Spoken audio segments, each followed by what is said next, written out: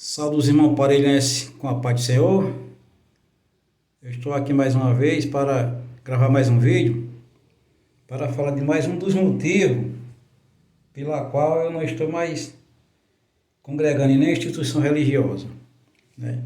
Eu quero deixar claro também que é necessário que a gente deixe claro que o motivo de eu ter deixado, um dos motivos, né, de eu não estar mais congregando em nenhuma instituição religiosa, não é por causa de rancor, né, de contenda, né, de discórdia, não é nada disso. É simplesmente a questão de consciência, né?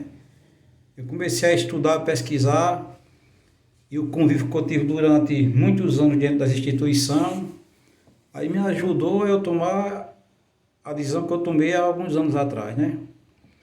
Então eu vou falar um pouco hoje, que deixa que pelos estudos que eu andei pesquisando de muito tempo, não precisa da gente ir para o templo, não precisa da gente ir para o templo, né? Pelas escrituras sagradas não.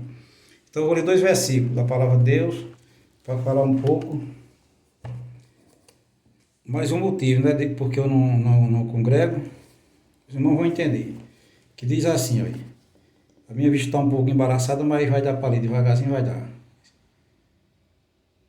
E Jesus respondeu e disse-lhe: acautelai-vos para que ninguém vos engane.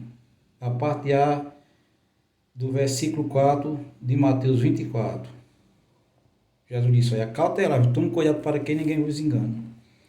Aí aqui, vou ler mais um versículo, é em Colossenses 2:8, que diz assim, olha, tede cuidado para que ninguém vos faça presa sua. Só a parte A também. Olha, tanto Jesus como o apóstolo Paulo, ele nos orienta para a gente tomar cuidado para que ninguém venha enganar a gente. E o apóstolo Paulo, ele alerta assim, para que a gente tome cuidado para a gente não ser presa de ninguém. Ou seja, alguém ficar manipulando a gente e a gente, né, sem poder se defender nem questionar, né? Então eu vou falar um pouco sobre o templo, né, e sobre a igreja, né? Olha, o primeiro templo de Salomão, o primeiro templo foi construído, você lendo ali em Crônica, 2 Crônica 7, 2 Crônica 3, aí fala da construção do templo, né? 2 Crônica 3 fala da construção do templo. Aí em 2 Crônica 7, aí tem a oração de Salomão. Aí naquela oração Deus ele deixa bem claro para o rei Salomão que a presença dele estaria ali naquele lugar no templo, né? Deus garantiu a presença dele ali no templo. Ou seja, todos os judeus daquela época que serviam a Deus, eles tinham a convicção, a certeza que Deus estava lá no templo, que a presença dele estava ali, porque tinha sido ele que tinha falado para Salomão. Aí, se a gente for observar direitinho, a gente vê a dedicação dos judeus, né? Falando da dedicação, sem falar das falhas dele, né? Ou seja, os judeus se dedicavam para levar as oferendas, né? Se dedicavam para levar os dízimos dos dízimos, que não eram os dízimos que ia para o templo, eram os dízimos dos dízimos. Eles se esforçavam para devolver os dízimos por levita, né? Que os levitas ia pegar os dízimos nas cidades, junto com o sacerdote. Os judeus eram muito dedicados em relação a isso, né? Só que tem um texto interessante, que eu vou... é em Jeremias. Jeremias 31, versículo 31 e 32. Deus, usando Jeremias, diz que devido ao pecado do povo, ele estabeleceu uma nova aliança, né? E essa nova aliança que Deus estabeleceu ia ser diferente daquela que Deus tinha feito lá no Monte Sinai com os judeus. E essa nova aliança Deus ia colocar a palavra dele dentro do nosso coração, né? Aí, aonde é que inicia a nova aliança? Depois da morte de Cristo, né? Ou seja, ali em Mateus 26 e o versículo 28, Jesus diz assim: eis o sangue da nova e eterna aliança. Ou seja, tem algumas traduções que diz assim: eis aqui o sangue do Novo Testamento, que é derramado por muitos. Mateus 26, versículo 28. Ou seja, a nova aliança começou ali depois da morte de Cristo. Ou seja, aí depois da morte de Cristo, aí o Evangelho começou a ser anunciado. Né? Na época que o Evangelho começou a ser anunciado, o templo judaico ainda existia. Ou seja, aquele templo que o pessoal levava os dízimos dos dízimos, não era um templo cristão, não, era um templo judaico. Vocês não estão entendendo? Agora eu vou ler alguns versículos que eu notei aqui para a gente entender que o templo não é a igreja. Né? Ou seja, tem alguns textos aqui interessantes, que os irmãos, depois você não tem que pegar a Bíblia e vai conferir aí. Deixa eu ver qual foi o primeiro que eu coloquei aqui. Romanos 16:5. O apóstolo Paulo diz assim, ó: saudai a igreja que está em sua casa. É a parte B do versículo 5 de 16 de Romanos. Ou seja, saudai a igreja que está em sua casa. Está deixando claro que a igreja não é o templo. Como é que a igreja cabe dentro da casa? Né? Aí, aqui tem mais um versículo aqui, deixa eu ver. 2 Coríntios 16 e 19, a parte B, diz assim: a igreja que está em sua casa. É do mesmo jeito, deixa bem claro que a igreja é diferente do templo, né? A igreja, a gente vai entender o que é a igreja. Aí em Filipenses 2 e 28 diz assim: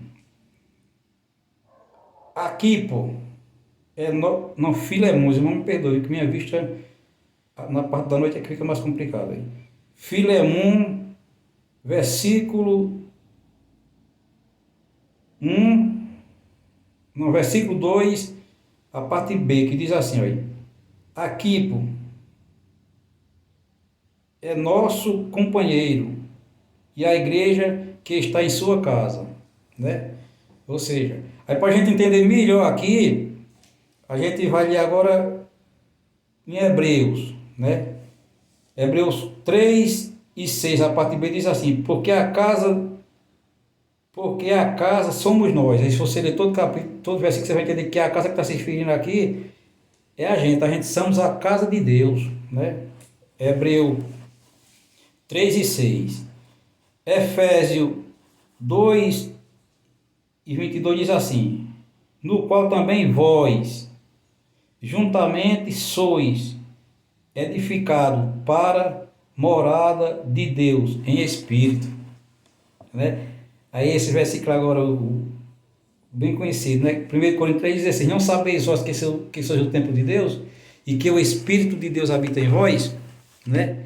Ou seja, na verdade, o Espírito de Deus, ele habita no ser humano, né? A casa de Deus somos nós. Aquele templo que os judeus levavam os sacrifícios, né? Os dízimos do dízimo também, aquele templo ele foi destruído.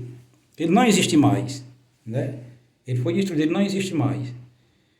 Agora foi estabelecido a nova aliança, ou seja, Deus começou a usar os apóstolos para anunciar o evangelho. Aí a gente observa que ali em Atos dos Apóstolos, isso aqui é que é interessante para a gente esclarecer melhor esse assunto que a gente está falando aqui. Ó. Tem 2 versículos no livro de Atos que deixa bem claro em relação ao templo. Olha, Deus, no livro de Atos dos Apóstolos, capítulo 7, o versículo 48, Deus diz assim, a palavra de Deus diz que o Altíssimo, o Deus Todo-Poderoso, né, ele não habita, ou seja, ele não mora em templo feito por mão de homem. É bem claro. E no mesmo Atos dos Apóstolos, capítulo 17, o versículo 24, a mesma palavra. Deus não habita em templo feito por mão de homem. Ou seja, aquela construção de tijolo, Deus não habita ali não. De forma nenhuma. A igreja de Deus somos nós, é o ser humano. Ou seja, aonde você se reunir Por isso que Jesus disse, se não tiver 2 ou 3 reunidos em meu nome, eu estarei no meio. Se você tiver reunido mais 5, 3, 4, 5 irmãos na beira da praia, a igreja está ali, é você. Né? Não é obrigado a ser no templo, não é para ir para o templo. Se você estiver numa casa, depois eu vou mostrar o perigo de ir para o templo. Se você está numa casa, você reunido com os irmãos, que a igreja primitiva fazia, os irmãos faziam, que nesse versículo que a gente leu aqui, a igreja que estava em sua casa, ou seja, você está reunido com os irmãos ali na casa de um irmão, a presença de Deus está ali, a igreja está ali. Se você vai para o meio da rua evangelizar, a igreja está ali evangelizando no meio da rua. Né? A igreja não é aquelas 4 paredes. Né? A igreja não é aquelas 4 paredes. Os 3 primeiros séculos da igreja não existia templo cristão. O primeiro templo cristão, se você for pesquisar, surgiu ali mais ou menos no século 3. Né? Eu dei uma pesquisada, não foi, eu dei uma olhada hoje. Eu vi um estudo que, segundo esses pesquisadores, a primeira igreja cristã, ela surgiu, o primeiro templo cristão surgiu na Síria, ali pelos anos 300, ou seja, a primeira igreja cristã, o primeiro templo cristão. Ou seja, o evangelho de Cristo, ou seja, tem que ser pregado a toda criatura. Aonde você estiver pregando o evangelho, ou seja, a igreja de Cristo está ali, que é você e os irmãos que estão com você. É a igreja que está pregando. Né? Às vezes a gente, quando não tem um pouco de conhecimento, as instituições não ensinam isso, a gente pensa que evangelizar é pegar as pessoas e levar para dentro do templo, mas não é isso não. Né? Agora, eu vou entrar no assunto interessante aqui. Qual o perigo da pessoa estar no templo? Dentro do templo, né? Que se a gente acha que é o templo cristão que tem que ir, né? Que as instituições ensinam que a gente tem que ir, né? Mas veja bem, na época da antiga aliança, os judeus se reuniam no templo porque eles sabiam que a presença de Deus estava ali. E naquela época só existia uma doutrina, só existia a lei de Deus, os ensinamentos do Senhor Deus Todo-Poderoso eram ensinados e todo judeu sabia. Aí eles iam lá sacrificar a Deus, fazer aquilo que Deus pedia que eles fizessem, levar o dízimo do dízimo. Eu estou sempre tocando nessa treca que o dízimo nunca foi para o templo não. Né? Levar o dízimo, dar o dízimo aos levitas, a tribo de Levi, né? Então, é muito interessante isso. Aí é o seguinte, hoje, mas eu tenho que ir para o templo, é errado não, se você quer ir, meu irmão, não, de forma nenhuma. Não é pecado, ou seja, eu sei para um templo, né, que a gente tem que estar unido com algum irmão. Agora chega um ponto, dependendo de onde você está congregando, que se você for procurar conhecimento e entender que você está sendo manipulado, aí é a sua consciência, né? Ou seja, um dos motivos é esse, que eu já sei que a igreja não é o templo, aquele templo de parede, e que não é obrigado a gente evangelizar. O evangelismo não é pegar as pessoas e levar para o templo, para aquela igreja de tijolo, não é isso não. Onde você estiver evangelizando, se vamos supor, você é uma pessoa para Cristo, aí aquela pessoa mora no sítio, aí você sempre está lá falando de Deus, ou seja, sempre você está lá, a igreja está lá, anunciando para a nova igreja, que é outra pessoa, é aquele novo convertido. Né? Quando você está no templo, né, que geralmente as igrejas, as instituições evangélicas, deixa bem claro, bota até nas placas, né, igreja evangélica tal, né, ou seja, e a gente entende que a igreja é as 4 paredes, né, mas não é não. O risco da gente ir para a igreja é porque é assim, olha, a gente tem muita vontade de servir a Deus, as pessoas têm. Aí quem tem vontade e não tem conhecimento, aí tem facilidade de ser enganado. Sim, irmão, eu vou explicar isso. Esse vídeo pode demorar um pouco. Eu peço se der para você, não der, se estiver muito apressado, se der para você assistir uma parte, depois assistir outra, mas a outra parte, faça isso. E sim, dê um joinha que eu estou pensando em fazer alguns vídeos, que todos os pontos, os motivos que eu não congrego hoje, eu quero colocar na internet. Que a internet foi uma bênção de Deus para a gente receber informação que a gente não tinha antes. A gente não tinha o privilégio de ter as informações que a gente tem hoje. Ou seja, eu vou falar agora de alguns pontos da gente estar no templo. Você estando em um templo, existe mais de 30 mil instituições religiosas no mundo. Né? Eu vou dar só alguns exemplos aqui para eu tentar falar e tentar explicar o motivo. A Igreja Católica, né, ela é dividida, eu notei até aqui, ó, a Igreja Católica Romana. Né? Para entender direitinho, não é nada contra os irmãos católicos não, contra as pessoas católicas não. A Igreja Católica ela é dividida entre a Igreja Apostólica Romana e a Igreja Ortodoxa. Vamos perdoar a minha língua, não vai dar para os irmãos entender. Ela você já vê que já tem duas linhas diferentes, só no catolicismo aqui. Né? Aí vamos pensar no outro aqui, ó, o Adventismo. Tem várias linhas também, tem o Adventista do sétimo dia, tem o Batista do sétimo dia, e tem outras linhas, né? E ensino diferente um do outro. Né? Aí tem o Tabernáculo da Fé, que eu falei naquele primeiro vídeo, né? Como surgiu as igrejas nos Estados Unidos, que se os irmãos der para ver aquele vídeo é muito bom. A neopentecostal, né? Ou seja, de Macedo, né? Valdomiro de Santiago. Os irmãos vão com sinceridade, irmão. Quem é que quer ser curado por Jesus Cristo? Eles tiram proveito das pessoas porque as pessoas não têm conhecimento da palavra de Deus. Né? Testemunho de Jeová, Congregação Cristã do Brasil. Eu separei só um de 10 aqui para entender e mostrar o risco da gente estar numa congregação. Olha, os judeus eles só tinham aquele ensinamento, não tinha como, era muito difícil deles ser enganados. Quando aparecia um falso profeta naquela época, a pena que ele recebia era pesada, né? Mas existia. Ou seja, aí é assim, é porque você está numa instituição religiosa, que no meu caso eu já frequentei muitos anos, eu conheço, irmão, vi muita maracutaia, muita coisa, irmão, que nem lá em Brasília acontece não. Eu já vi, irmão. Primeiro, você não pode questionar. Ou seja, se uma instituição religiosa está pregando a verdade, você pode questionar ele e aquelas pessoas ele responde com maior educação, com maior amor. Né? Qualquer questionamento. Ou seja, se você descobrir um ensinamento que vai contra tudo aquilo que eles ensinam, aí você, se for perguntar, eles não vão querer responder. Tem uns que chamam até a pessoa que está endemoniada, porque você descobriu um ensinamento que eles não queriam que você descobrisse. O que eu toco mais é o dízimo, porque o dízimo não é brincadeira não.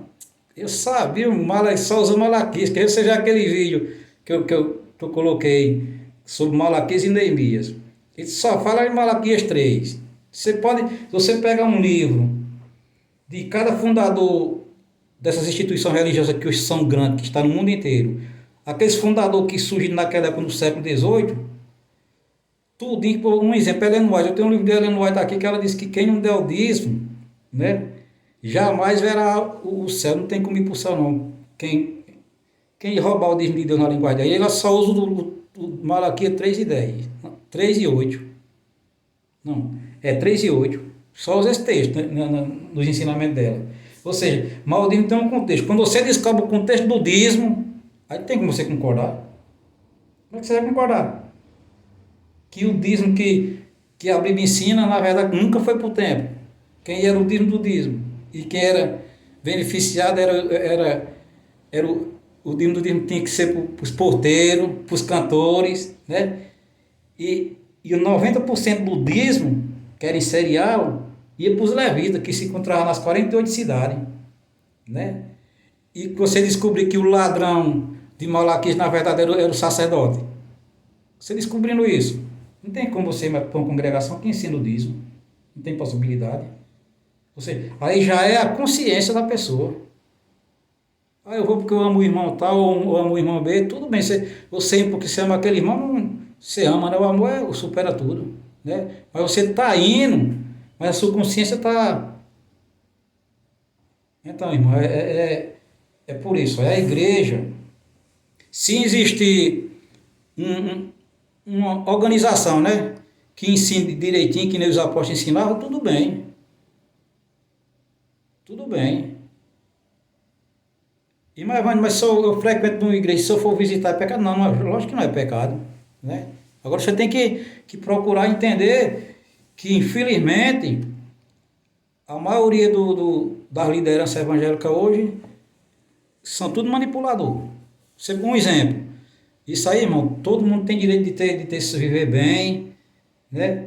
Mas é assim, eu digo isso porque eu frequentei, eu vivi assim com liderança de igreja.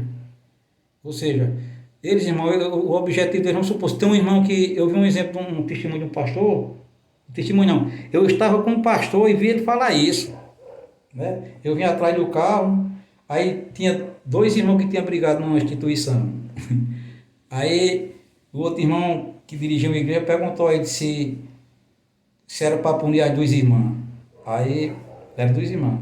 Aí o pastor, que era o pastor presidente, disse, não, o presidente daquela região disse, não, se é para punir, aqui dá o dízimo, quero um dízimo, não faça isso não. Né? Ou seja, irmão, infelizmente, irmão, infelizmente é porque a maioria desses pastores que cobram o dízimo hoje, dessas lideranças, eles sabem, irmão, que do jeito que eles ensinam está errado. Né? Então, isso é um dos motivos. E você quando descobre que na verdade a igreja é um ajuntamento de pessoas, ou seja, a igreja é um ajuntamento de pessoas. Muitas pessoas se reúnem. Agora tem que ser lá no templo A, B, ou C não, é em qualquer lugar. Onde aquelas duas ou três pessoas se reunir, ali é a igreja. Né? Agora se ali está sendo ensinado, tá acontecendo aquilo que Paulo disse, que a gente está sendo enganado, né? Ou seja, Jesus diz, cuidado para que ninguém vos engane. E o apóstolo Paulo disse, cuidado para que ninguém vos engane e faça presa sua. Poxa, se o seu líder religioso ele está ensinando Malaquias 3:10, né?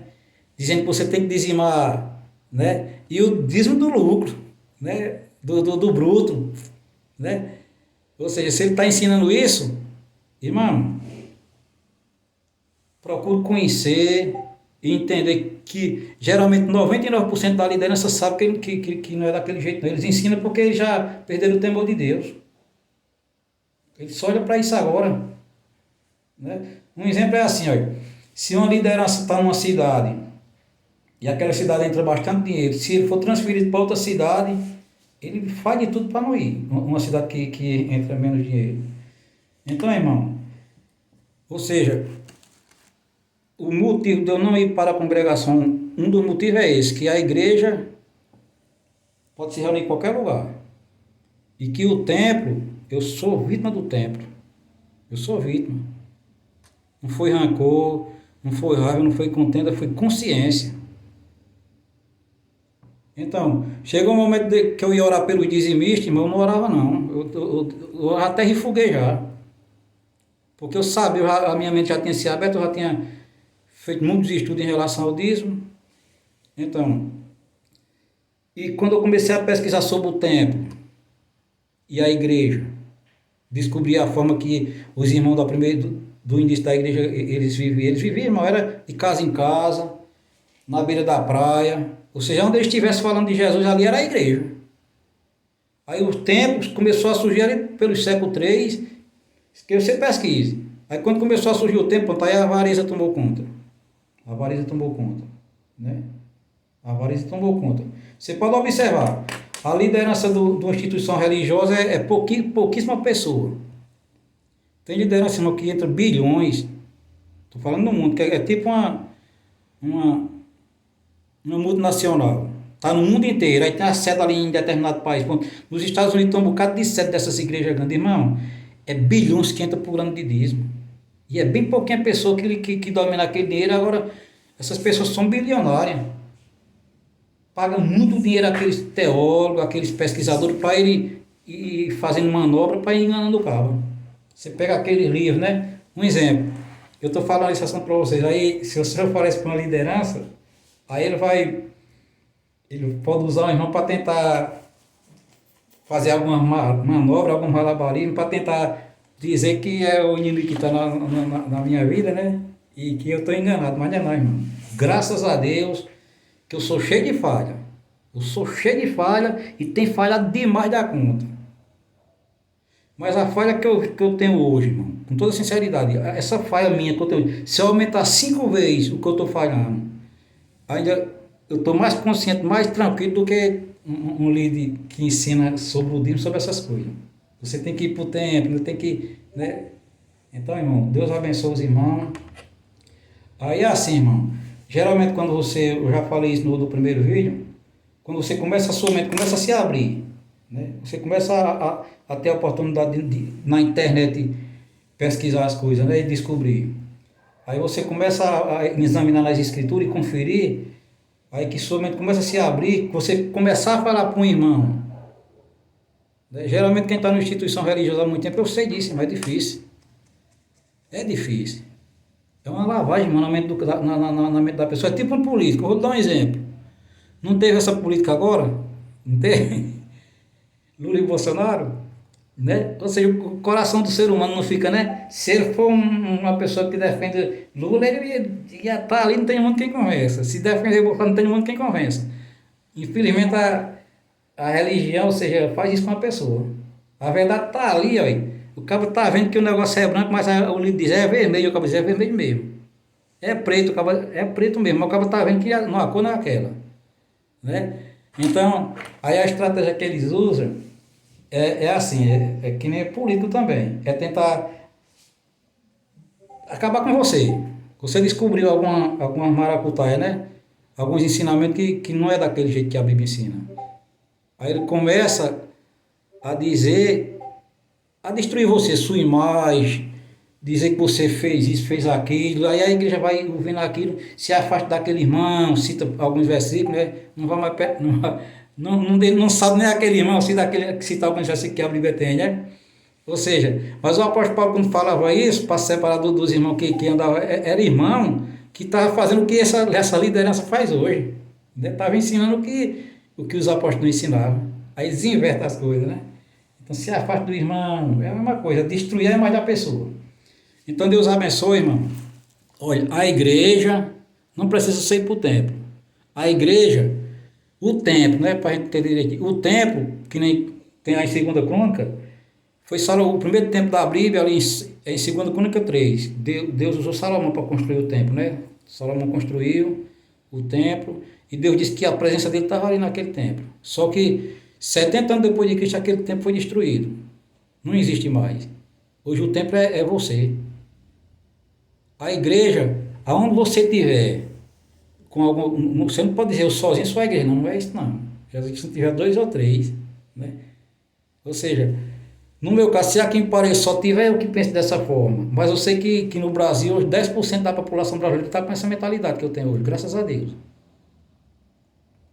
Então, é assim, eles tentam fazer de tudo para você não se aproximar da pessoa e nem pesquisar, né? Então, Deus abençoe os irmãos. Eu vou, se os irmãos puderem clicar, irmão, porque eu vou tentar ficar fazendo vídeo, que são, na verdade, uns 20 ou 30 motivos porque eu não vou para a congregação. O primeiro motivo eu falei no primeiro vídeo, né? São muitos. Eu falei daquele assunto das igrejas que surgiram nos Estados Unidos, né? Muitas igrejas surgiram por intermédio de anjos, os irmãos vê o primeiro vídeo, você vai entender. E o apóstolo, e a palavra de Deus diz para a gente, se um anjo do céu, no céu tem evangelho, e outro evangelho é isso, irmão. É o que foi ensinado lá no início, né? Lá no início. Então, irmão, aí, esses versículos aqui, tudinho, que deixa claro que a igreja somos nós, que a igreja estava ali dentro da casa dos irmãos, né? Então, Deus abençoe. Há poucos dias, nós já está com um dia já, me perdoe. Um irmão perguntou porque meu menino não estava indo para a igreja. Aí eu disse, irmã, me responda dentro da Bíblia, com toda sinceridade. O correto é dizer, vamos para a igreja ou só a igreja? Então, irmão, vamos lutar, os irmãos oram por mim, né? Oram por mim. Irmão, hoje Deus deu o privilégio de você entrar em contato com qualquer pessoa que estuda a palavra de Deus no mundo inteiro. Né? No mundo inteiro. Se você quiser se aproximar de judeus, de arqueólogos, né? Você vai se aproximar. Então, eu vou encerrar. O primeiro vídeo que eu falei foi sobre um dos motivos, né, que eu falei das igrejas dos Estados Unidos. O segundo que eu coloquei também, o segundo vídeo foi sobre o dízimo, né, que eu fiz aquela mostrando o contexto de Malaquias, que era em Neemias, expliquei bem direitinho. Os irmãos viram que dentro da Bíblia não tem como, ali, irmão, não tem como se argumentar não tem de jeito nenhum. Eu só estudei a segunda série, Mas eu tenho certeza que não existe teólogo sincero no mundo que venha dizer que não é daquele jeito. Então, aí veja bem, hoje eu fiz outro vídeo também, dando uma confirmação da forma que os judeus, do jeito que ele gasta o dízimo dele, porque os judeus ainda vai pela antiga aliança, eles ainda acreditam do mesmo jeito, né? Ou seja, eles não dão dízimo para a sinagoga de jeito nenhum, não, eles ajudam os pobres. E também, eu vou falar da próxima vez de alguns assuntos. Eu penso em falar sobre o decreto dominical. Eu sei que muitos irmãos vão ficar com raiva. Até os adventistas, eu entendo, vão dizer que o irmão está cheio de demônio. Não, mas não é isso não. Eu vou mostrar um bocado de visões de Ellen White, que nem eu tinha alguns livros aqui, de Ellen White, que não tem fundamento de jeito nenhum na Bíblia, não, irmão. Então, se só um assunto que não está na Bíblia é o suficiente para a gente não acreditar em muitas coisas. Então, é isso, irmão. É a manipulação que a gente não pode aceitar. Então, hoje, eu estou seguro, eu estou tranquilo, irmão. É a consciência. Olha, estou tranquilo. Cheio de falha, mas estou tranquilo. Mais seguro do que outro. Sei, eu tenho convicção hoje que esses líderes que estão lá, que a gente diz é homem de Deus, mas a verdade, a maioria eles já sabem. Eu sei que sabem. Que eu convivi com um, eu tinha certeza que ele sabia que aquele ensinamento era errado. Mas mesmo assim ensinar, porque se ele ensinar ao contrário é assim. Um exemplo, o seu líder está escutando que você congrega. Se ele descobrir que algo é errado, algo que ele está ensinando é errado, ele tem que entender o seguinte, ele é assalariado. Se ele for ensinar aquilo para aquele local que você está, ele vai perder o salário dele. A família dele vai passar necessidade, ele vai ter dificuldade de arrumar emprego. Então tem muitos dirigentes de igrejas, pastores, que eles querem sair, querem falar, mas o dinheiro, o emprego, o salário. Né? Um exemplo, uma igreja de uma cidade grande, quanto é que entra? Até isso eles não dizem. Que era para todos os irmãos saberem. Se você for lá procurar saber quanto é que entra na igreja, eles podem até dizer, mas fica. Está entendendo? Então Deus abençoe, irmão. Não é raiva, não. De jeito nenhum, não é. Esse aqui é mais um dos motivos. Que a igreja é um grupo de pessoas. Em qualquer lugar. Ou dentro de uma casa ou fora de uma casa. Amém? Deus abençoe.